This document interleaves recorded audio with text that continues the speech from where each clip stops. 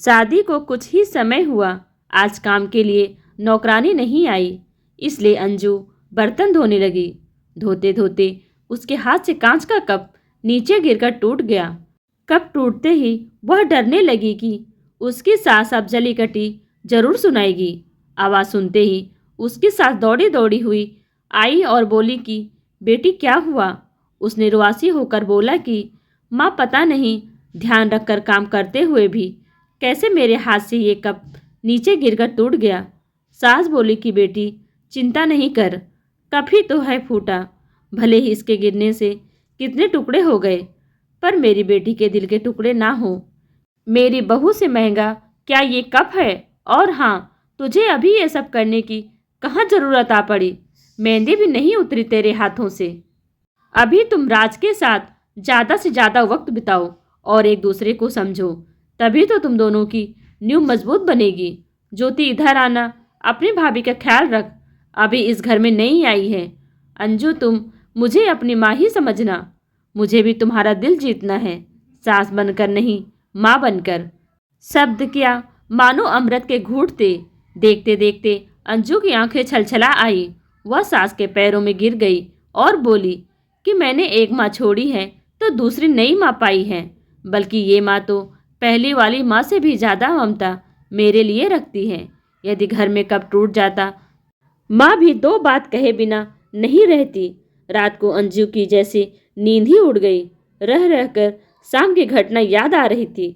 सास के बारे में उसकी जो सोच, उससे विपरीत सास का व्यवहार पाया। उसका भी कसूर नहीं था ऐसा सोचना, क्योंकि उसने अधिकतर लोगों के मुंह से बुरी सास के बारे में सुना था और मालूम नहीं कब वह अतीत के पन्नों में चली गई।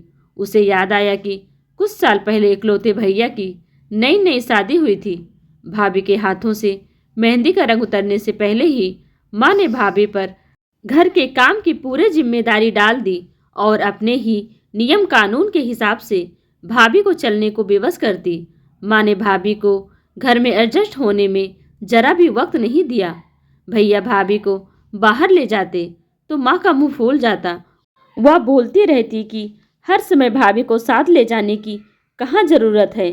कभी भी भाभी को खुली हंसी हंसते नहीं देखा। समय के साथ भाभी ने सहना छोड़ दिया। फिर हर रोज घर में झगड़ा होने लगा।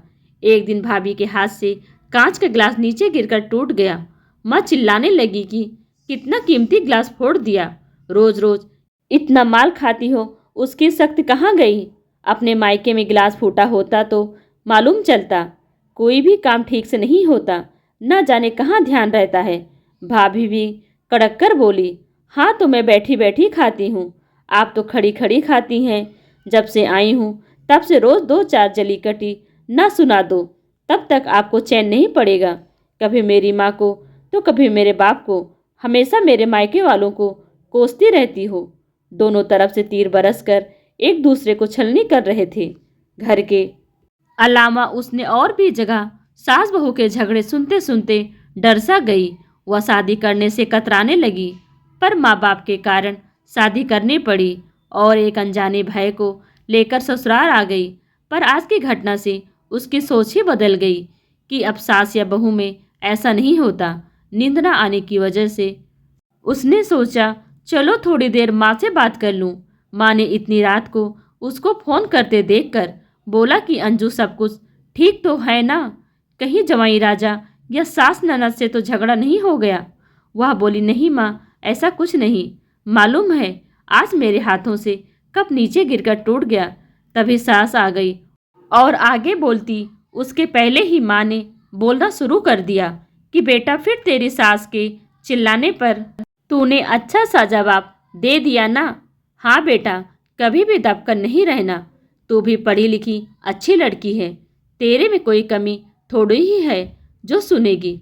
तभी बात को काटते हुए तेज आवाज़ में अंजू बोली कि माँ आप बस करो, मैं अपनी दूसरी माँ के खिलाफ कुछ नहीं सुन सकती। माँ एकाएक सहम गई और बोली तू ये क्या बोल रही है। हाँ माँ, आज मेरे हाथों से जब कप गिरा तो सासू माँ ने अंत में बोली अब तो आप समझ गई ना सारी बात। और हाँ माँ, सास ने सिर्फ बोलने के लिए नहीं बोला, वह वाकई में ज्योति के तरह मेरे से व्यवहार कर रही हैं। माँ, एक बात और कहूँगी, आप बुरा तो नहीं मानेंगी? हाँ बोल बेटा। माँ, काश आप भी मेरी नई माँ की तरह भाभी के साथ व्यवहार करती तो शायद भैया भाभी अलग घर में नहीं होते। माँ, मेरी सास ने शुरू से ही अपने प्रेम से नींव मजबूत कर ली तो उस पर टिके परिवार में मजबूती कैसे नहीं आएगी। आज माँ को महसूस हो रहा था कि वो नहीं, अंजू उसकी माँ बनकर उसे अच्छी सीख दे रही है। माँ को अपनी गलती का एहसास हो चुका था। अंजू आगे कुछ और बोलती उससे पहले ही माँ ने कहा, अंजू, अब जब तुम मायके में आओगी तो वहाँ पर भी पूरे परिवार की नींव में मजबूती पाओगी।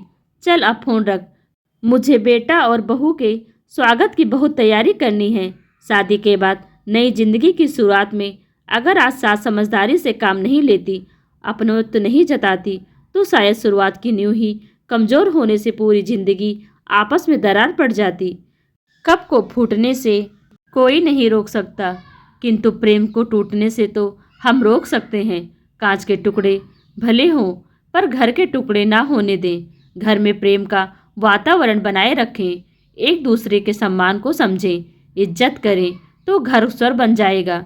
घर नर्क से एक दिन स्वर्ग में बदल सकता है। यदि बहू सास को माँ मान ले, वह सास बहू को बेटी मान ले, दृष्टि बदलने से सृष्टि बदल जाएगी। स्त्री चाहे तो घर को स्वर्ग बना सकती है और चाहे तो नर्क। घर में कभी भी बेटी और बहू में भेदभाव ना करें, कभी भी बिना वजह बहू को परेशान ना करें, क्योंकि वही आपके घर को बढ़ाएगी और आपके बुढ़ापे का सहारा भी तो बहू ही है। हमेशा हर रिश्तों को खूबसूरती से लेकर चलें। तो दोस्तों, ये कहानी कैसी लगी कमेंट कर हमें ज़रूर बताएं। वीडियो को लाइक कर चैनल को सब्सक्राइब करना बिल्कुल भी ना भूलें। Thanks for watching.